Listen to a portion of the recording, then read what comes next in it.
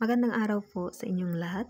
Gusto ko lang po ibahagi ang life journey ng isang 32 weeks na premature baby. Around 2 PM na ilabas si baby sa tiyan, CS. Akala namin di na kailangan ng incubator kasi active naman siya. Pero kinabukasan, pinatransfer siya sa ibang hospital na may incubator. Doon namin nalaman na may esophageal atresia. Putol ang kanyang esophagus at stomach. Kailangan siyang operahan para iduktong ang kanyang esophagus at stomach. 4 days old si baby na operahan siya. Problema magkalayo ang kanyang esophagus at stomach. Nasa 2 cm di maidugtong. Ang ginawa kay baby, sinarado yung part ng esophagus na nakadikit sa daanan ng hangin. Binuksan sa left side ng leeg niya. Doon lalabas ang laway.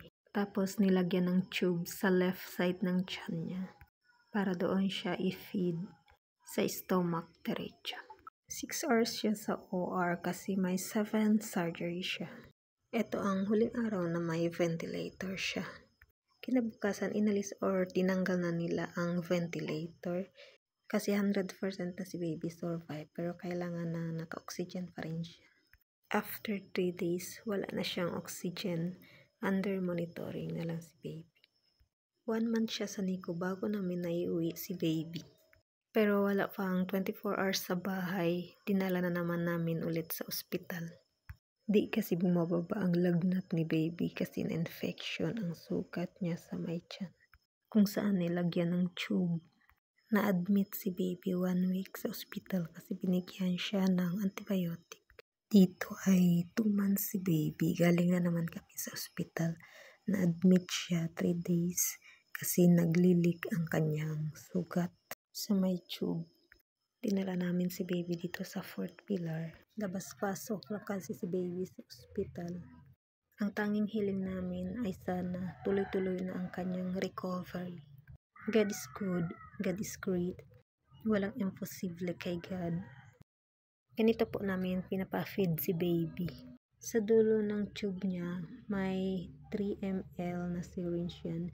So, kailangan natin palitan ng 10 ml para sa gatas niya. Kailangan ang baby di umiiyak para di matatapon ang gatas. Ang ginagawa namin, ang pacifier niya, nilalagyan namin ng konting gatas para malalasahan niya at di niya makalimutan ang lasa ng pagkain. Kailangan nilagyan ng konting tubig para di masyado matigas ang kanyang pupo. Happy 4 months, baby Kaya! For the first time, 4 months old si baby andito sa bahay. Ito ay weekly follow-up check-up ni baby. Kaya! Okay na, yan na. Ito naman ang first vaccine ni baby. Happy 5 months, Kaya! Kaya mo picture sa kanya?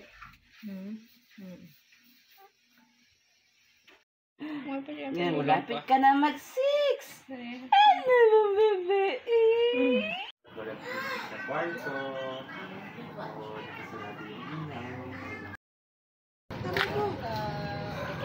Oh, bless ya!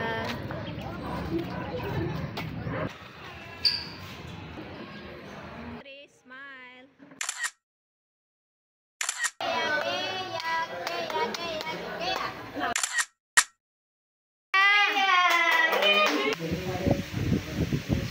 Happy 6 months old, baby Kaya! And happy.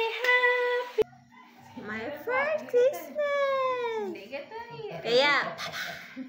Birthday, Tashi! Dito naman ay monthly follow-up check-up sa doktor niya. Meron pa rin. Kaya, happy 7 months old! Yehey! Dapat siya si Mira. Happy 8 months, Kaya! Kaya, happy 9 months old! Kaya! Kaya! Happy 10 months! Hi! Hello! Happy 10 months, Kaya! Happy 10 months! Say hi!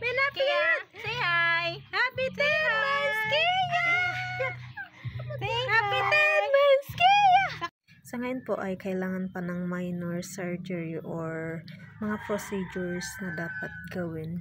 Tulad ng gastric pull-up, kailangan pahabain or hilain ang esophagus niya pababa. Hanggang sa magkalapit ang esophagus at stomach at doon pa idudugtong. Sa lahat po na sumusuporta kay Baby Kea, prayers, financials, personal assistant, maraming salamat po. God bless us all. Tata. Happy 10 months daw, tata. Happy 10 months, Kea! Ito ang tuwayan kanina.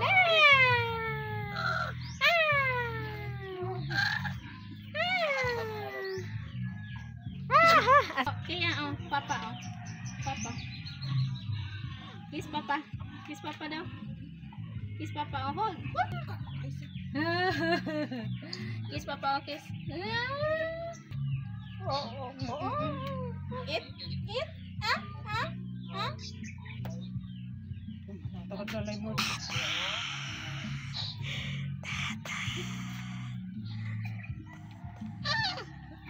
Walang cake. Happy yarn, baby. Happy yarn. Kaya, hi, anay, hi. Hi! Hi!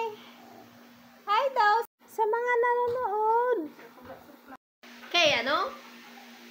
Ah! My name is...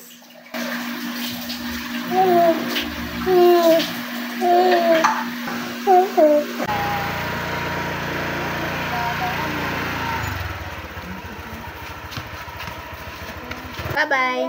Bye-bye, anay. Bye-bye. Bye-bye. Ay, ang cute.